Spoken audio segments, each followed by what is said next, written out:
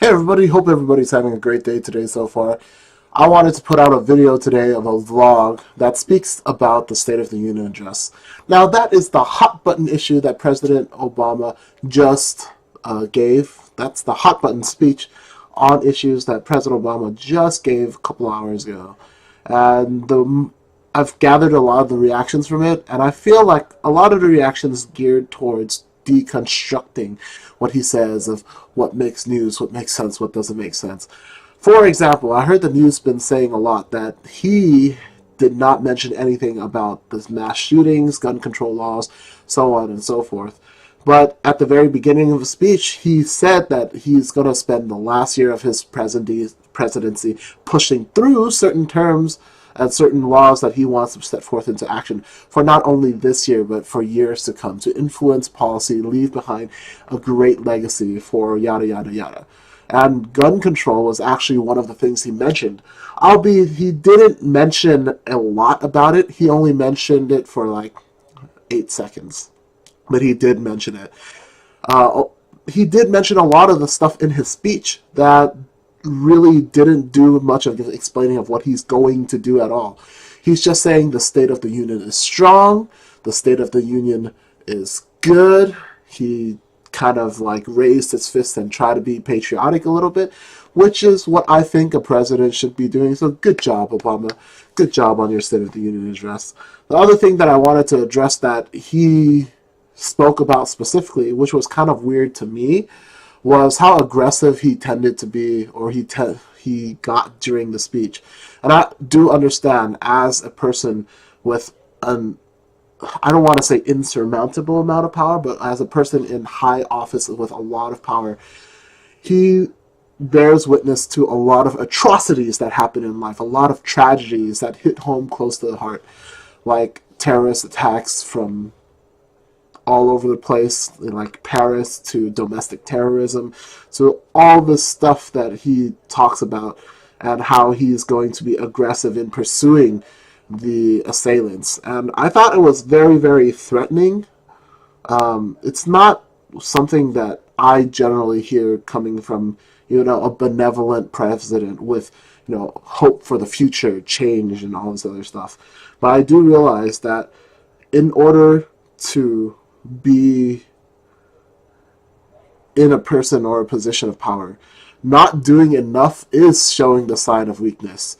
But when bad things happen, I feel like we should adhere to the concepts of hope and bringing in and ushering in a brighter tomorrow, rather than just saying, we will find you, we'll do this. Because like whenever anybody else says that to anybody else in the States, that is considered a threat. You can actually be booked on assault charges, like it or not.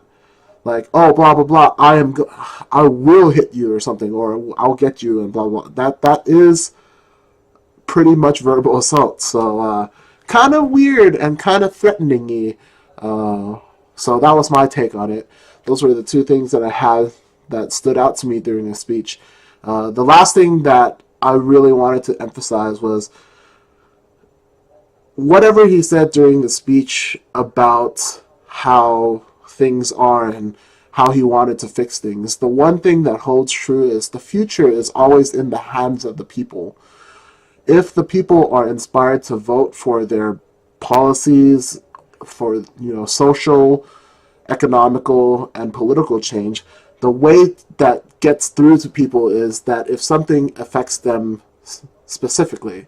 So to increase voter turnout per se, you have to talk to classes of voters about what your policy is on what stuff that they care about. And mostly, a lot of people care about social issues. Not a lot of people care about economic issues right now, because economic issues always come and go. There's always going to be like a kind of a wage gap, a disparity between the classes and everything. People kind of just are jet set on it happening. However, in order to incite real social change, you have to say, look, this is what the people of the lower class want, the middle, lower, like go through the class sections and just hit the real hard-hitting issues of each class and what you think that we should do for each class.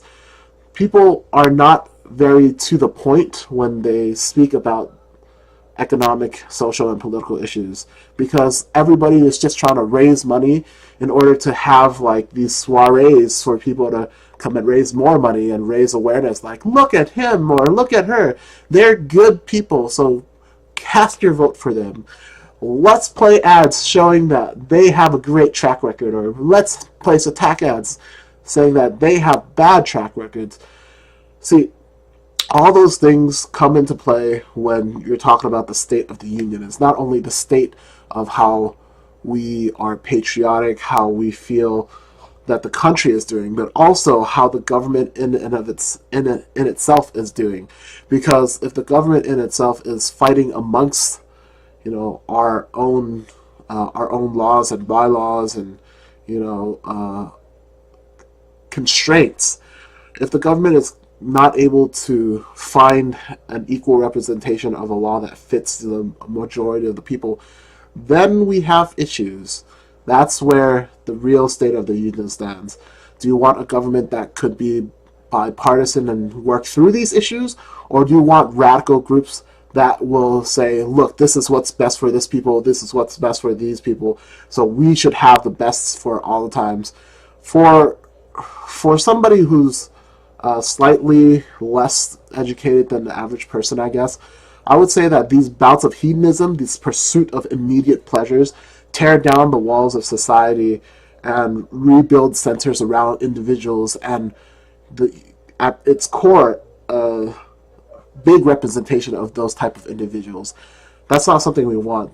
The world only gets along if we give a crap about each other. So if we do intend to do anything about this whole State of the Union being kind of bothery, like people not trusting government not trusting themselves, extremist groups forming, we have to give a crap about what we do, why we do it, and where we want the government to be.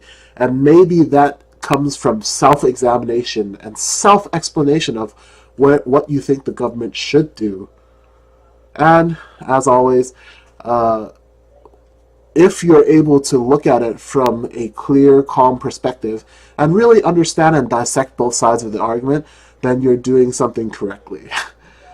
As always, when we're talking about these big social hot button issues, people should err on the side of positivity, should think about believing in hope and change and generating great times for the future. Because if we don't generate that positivity, that state of mind that gels us together, there will be no State of the Union.